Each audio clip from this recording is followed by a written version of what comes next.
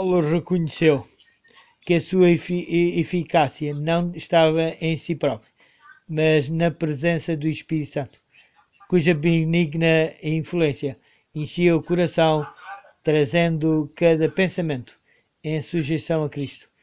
Ele falava de si: trago continuamente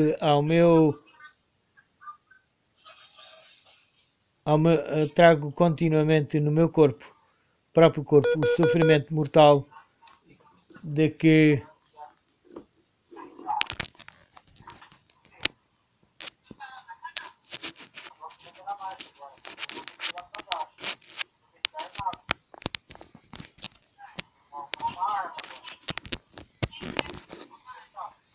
trago continuamente no meu corpo. Paulo era um orador eloquente. Antes da sua conversão, Paulo muitas vezes tinha procurado impressionar os seus ouvintes com rasgos de oratória, mas agora pusera tudo de lado. Em vez de demorarem de descrições poéticas e fantasiosas, representações que poderiam lisonjear os sentidos e alimentar a... Emílio, Sim, só um pouquinho, só um pouquinho. O Maico tá aqui, tem uma moça querendo falar comigo, só um pouquinho. tá Pode bem, ficar aí, não sai. tá bem. Não, ele já saiu pra lá, acho que não sei. Acho que ele não vai deixar a moça falar comigo, não. Pode falar. Ok. Paulo era um orador eloquente. Antes da sua conversão, tinha muitas vezes procurado impressionar os seus ouvintes com rasgos de oratória, mas agora pusera tudo isto de lado. Em vez de se demorar em descrições poéticas e fantasiosas, representações que poderiam lisonjear os sentidos e alimentar a imaginação, mas não encontrei eco nas experiências diárias. Procurava, através de uma linguagem simples, convencer os corações com a verdade da importância vital. Representações fantasistas da verdade poderiam provocar um êxtase dos sentidos, mas frequentemente a verdade representada dessa maneira não fornecem o alimento necessário para fortalecer e fortificar o crente para a batalha da vida. As necessidades imediatas, as atuais provas das pessoas em conflito devem ser enfrentadas com uma instrução prática e saudável, baseadas nos princípios fundamentais do cristianismo. O esforço de Paulo em Corinto não ficaram sem fruto.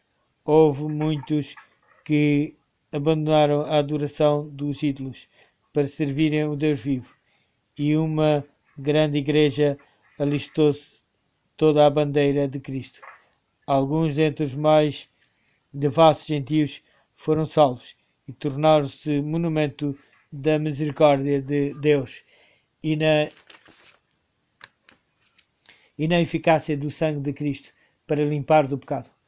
O crescente sucesso que Paulo teve em apresentar Corinto despertou a mais destemida oposição da parte dos judeus incrédulos. Levantaram unanimemente contra Paulo e levaram-no ao tribunal de Gálio. Então, procônsul da Caia esperavam que as autoridades, como noutras ocasiões anteriores, se poriam ao seu lado e, gritando irados, apresentaram a sua acusação contra os apóstolos. Este homem ainda anda a convencer as pessoas que devem adorar a Deus de uma maneira que é contra a lei. A religião judaica estava sob a proteção do poder romano, e os acusadores de Paulo pensavam que se pudessem aplicar-lhes o rótulo de violador das leis da sua religião, provavelmente ele ser-lhes entregue para julgamento e sentença. Dessa forma, esperavam poder conseguir a sua morte. Mas Gálio era um homem de integridade e recusou-se a ser um instrumento da inveja e da intriga dos judeus. Aborrecido com a sua hipocrisia e justiça própria, recusou-se a ouvir a acusação. Como Paulo se preparava para falar em sua própria defesa, Gálio disse-lhe que não era necessário. Depois, voltando-se para os irados acusadores, disse: se se tratasse de alguma injustiça ou de algum crime grave, era meu dever escutar as queixas que vocês, os judeus, me fizeram. Mas como se trata de uma questão de doutrinas e da lei que vocês seguem, resolvam lá o assunto uns com os outros. Eu é que não quero ser juiz em questões dessas. E mandou-os pôr fora do tribunal. Atos Apóstolos, capítulo 18, versículo 14 a 16.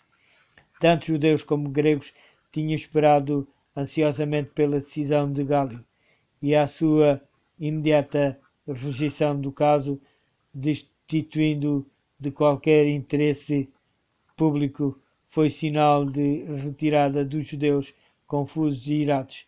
A decidida atitude do procônsul abriu os olhos a verificantes multidões que tinham estado a incitar os judeus.